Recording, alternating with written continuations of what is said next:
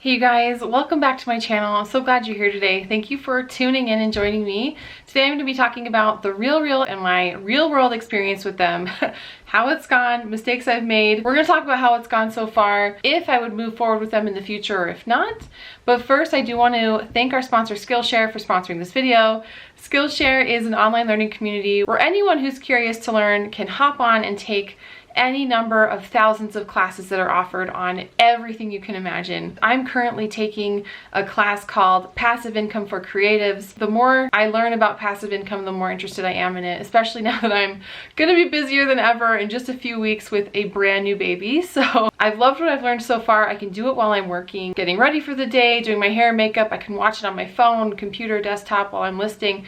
It's so convenient and nice. And right now Skillshare is offering the first 1,000 of my subscribers who click on the link in my description, they will get a free month premium subscription from Skillshare to take advantage of any and all classes that you want. So without any risks, you can try out some of these classes and see if they're for you. I personally really enjoyed it and I really think you guys will too. So thanks again to Skillshare for sponsoring this video, and now let's jump right back into my content. TheRealReal.com is a consignment website for luxury brands, and you can go to their website and see which brands they accept and which ones they don't. But pretty much high-end items like Gucci, Louis Vuitton, things that you might be a little bit scared or intimidated to sell on eBay because of scams and, bad buyers and all of that stuff. Those things do make me nervous when I'm selling on eBay. If I have like a really high-end fashion item, those are just magnets for potential scammers, bad buyers, complaints, problems, that can be really scary and tricky. So instead, I have been sending those higher end items off to The RealReal. And what you do is you sign up, you say you are ready to send off your items.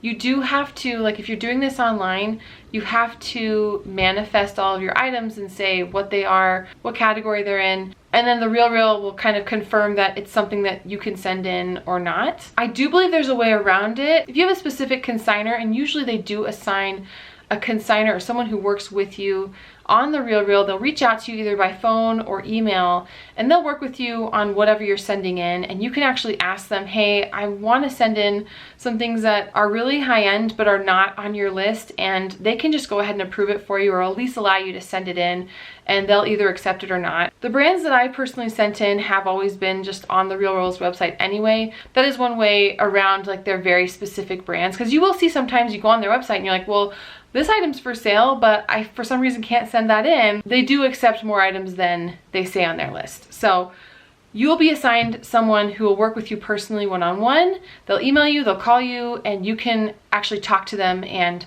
work on getting a label for some of those items that are higher end. So that's all to say that the list that they accept or accepted brands is not like the end all be all. However, that's all I've ever personally done because I haven't sent in like a ton of stuff. I have sold about $5,000 on The RealReal, and I'm keeping about 60% of that. When you are first starting on The RealReal, you will get 55% commission on anything that you send in. But then after that, if you hit $1,500, between $1,500 and $10,000 in sales, you get 60% commission. And then after that, you will get a 70% commission. That's their VIP status. Now there are exceptions to that. If you are a first-time seller and you send in a handbag, for example, that sells between $995 and close to $5,000, you will keep 70% of that. Same with men's sneakers that will sell for $195 or more. You will actually keep 80% of that. So they have like different tiers and different exceptions, and I'll post these here. On the flip side, if something will only sell on their site for like $140 or less, you only keep 40% of that sale. And I'm gonna go into an example of that. That kind of frustrated me. So even though like you're in a specific tier based on what you've sold, there are like a ton of exceptions, so it can be a little bit confusing. So that's kind of a con. Like I wish it was straight across the board, a little more simple and straightforward, but it's kind of all over the place depending on what you're sending in and selling. But I will say it's extremely easy. So you can just pack up a box with all of the items that you want to send in, make sure that they are manifested, and you include that slip in with the box, tape it up, put the label on, and send it off. I won't lie, like I had a ton of anxiety getting these things to The RealReal and making sure that they got there safe. Like I was checking tracking every day because these are very valuable items, but they have gotten there safe, luckily. And I will say also that things have sold really quickly on their website, which is really exciting. And when I say quickly, I mean within a few days up to a week. and they have sold. So that's really good. I like that a lot. I like the ease of it. It's very easy to just send things off and you really just don't worry about it anymore. Another con is that it can take a long time for them to get your items up and listed and accepted and all of that. My latest consignment box that I sent in, there were a few things that took up to 3 weeks to finally be accepted and listed. So that's fine, I guess.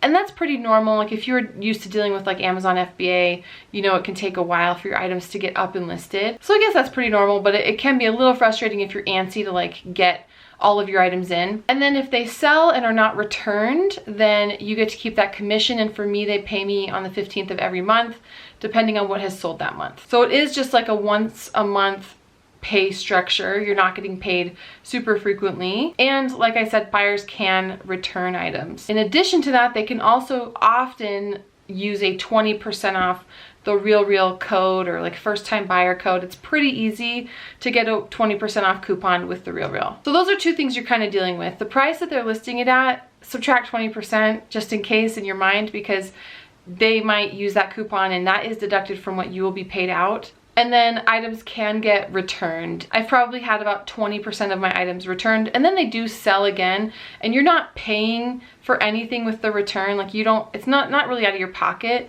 but it just means someone else will hopefully buy the item and you'll still get that commission. So it's not really a big deal with returns. It's just kind of annoying if you sold something really big. Like I did have these Balenciaga sneakers. They sold for $745, which was really exciting, but they were returned immediately and now they're listed again. I am very hopeful that they will sell again. But yeah, that's just something that, you know, you kind of want to think about. So what I love about it is the trust and the ease that comes with it. You send your things off. The pictures are really beautiful. They take really clean, nice pictures of your items, and they do sell pretty quickly. The cons are that they take a big chunk. 40% is a lot. Unless you're selling, like I said, you know, handbags have a certain threshold, men's shoes, watches, things like that. And then it's an even bigger percentage. Like I sent in, for example, a Gucci bracelet that was brand new in the box. I sent it into The RealReal. They had it listed for $125 and it did sell really quickly, but I'm only keeping $50 of that, which I was kind of disappointed in that because that's really low, and I kind of think I could have sold that on eBay as a low risk item and kept more of the money. So that happened with a Gucci bracelet, and that also happened with some Jimmy Choo boots. They only sold for $156 and I only kept about 80 of that. And I was really disappointed because I thought they were really nice. They were brand new and they were really unique. I've seen similar pairs sell on eBay and Poshmark for over $200. So I could have kept a lot more money than that. Again, though, it was really easy to send in and I didn't pay that much for them, so it was fine. I think I'm starting to learn that I only really love sending things into The RealReal that are very expensive and very high-end. The things that are mid-tier luxury in the $100, $200 range, I think I could pretty safely sell on eBay. One thing I do have that was sitting in my eBay store forever was a Christian Dior blazer from the 80s. It was vintage. It's currently listed on The RealReal for $345. So I do think it'll sell, and that's actually a lot more than I would have gotten for it on eBay, and it had been sitting forever. So things like that are really exciting. Like I'll probably get more for that on The RealReal than I would on eBay and keep more money. I don't know, so it's kind of like a double-edged sword. The best thing that I've sold on The RealReal by far is a Christian Dior saddlebag. This is like a crazy story. I picked this up for just $12 and miraculously, I thought it was authentic. I thought it was real. I sent it off to The RealReal and it sold for $2,200. And because it was a handbag in that price range, I kept 70% of that.